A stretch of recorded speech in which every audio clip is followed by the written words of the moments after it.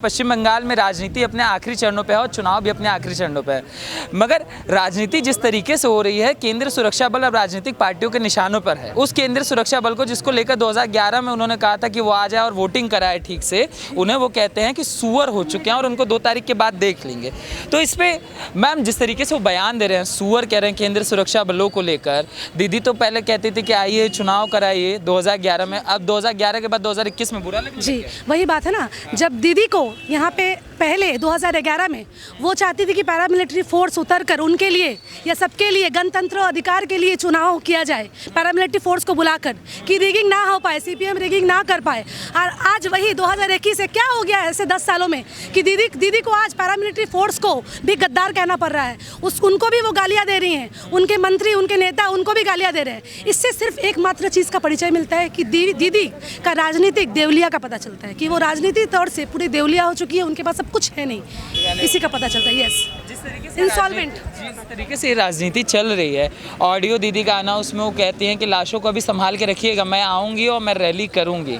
ये क्या मतलब पश्चिम बंगाल में यही होता है? पश्चिम बंगाल में कार्यकर्ताओं का लाश बिछता है या फिर मान लीजिए किसी का भी लाश बिछा, वो लाशों की राजनीति होती है यहाँ पे।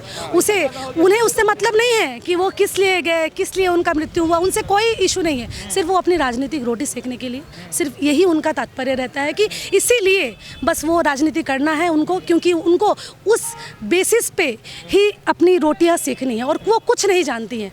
उनको मतलब नहीं कि कौन मरा, किसके परिवार का गया, उससे मतलब नहीं। और जो मरे हैं, ये भी मैं बता दूं कि कभी भी हमारे जो पैरामिलिट्री फोर्स है, कभी भी इतने जगहों में है वो है, लेकिन कभी भी ऐसा घटना नहीं हुआ है। ऐसा क्यों हुआ?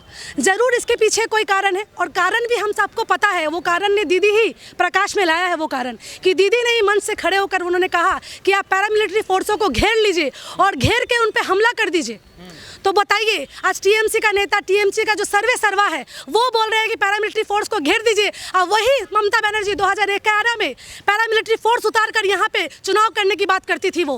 और आज 2021 में ऐसा क्या हो गया? दीदी आपको अब भरोसा नहीं रहा पैरामिलिट्री फोर्स पे। आप उनको बोलती है कभी कि महिलाओं के साथ अत्याचार कर रहे हैं, वो लोग दुर्व्यवहार कर रहे हैं, आपने उनको भी नहीं छोड़ा। आज इतनी राजनीति आपकी मैली हो गई, इतनी गंदी हो गई कि आप उनको भी नहीं छोड़ा आपने। उनका कहना है कि लोकतांत्रिक व्यवस्था खराब हो चुकी है। वो केंद्र सुरक्षा बल पर सवाल उठाते हैं, कहते हैं कि वो थप्पड़ मार के कहते हैं कि बीजेपी का वोट दीजिए, उनको चुनाव आयोग पर भरोसा नहीं हो, तो कहते हैं ईवीएम हटाइए, बैलेट लाइए, हम जीत जाएंगे।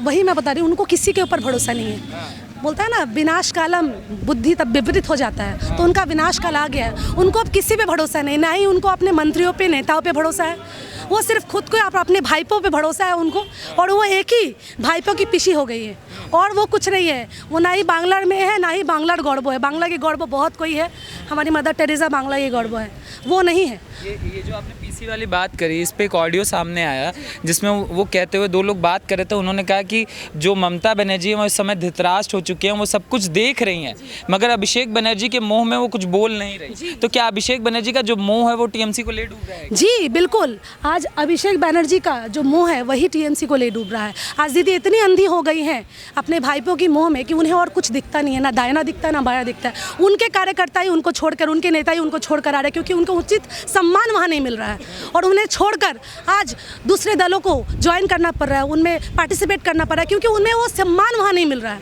यही बात है। इस तरीके से लगातार ये ऑडियो टेप निकल कर आया है, पहले प्रशांत किशोर का, उससे पहले जो 35 से 40 करोड़, फिर दीदी का। ये ऑडियो टेप का जो खेला चल रहा है, ये कितना इफेक्ट डालेगा?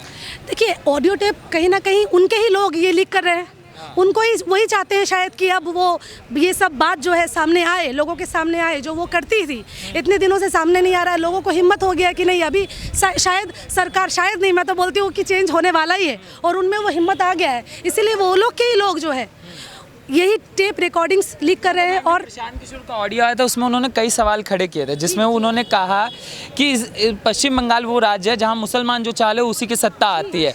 उन्होंने कहा इस राज्य में हमेशा से एक विशेष वर्ग को साइड लाइन किया गया, 2म दर्जे के नागरिक रहे, और आज उन्हें लग रहा है कि उनके बारे में कोई बात कर रहा है। जी, एक्चुअली यही बात है।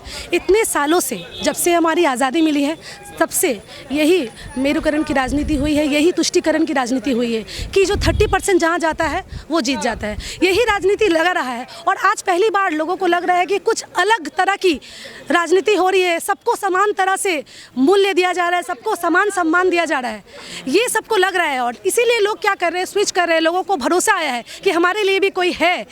और बात जहाँ तक है कि दीदी को आज मंच पे, जो दीदी कलमा पढ़ती थी, जो दीदी नमाज पढ़ती थी, आज उन्हें चंडी पाठ करना पड़ा, वो भी गलत।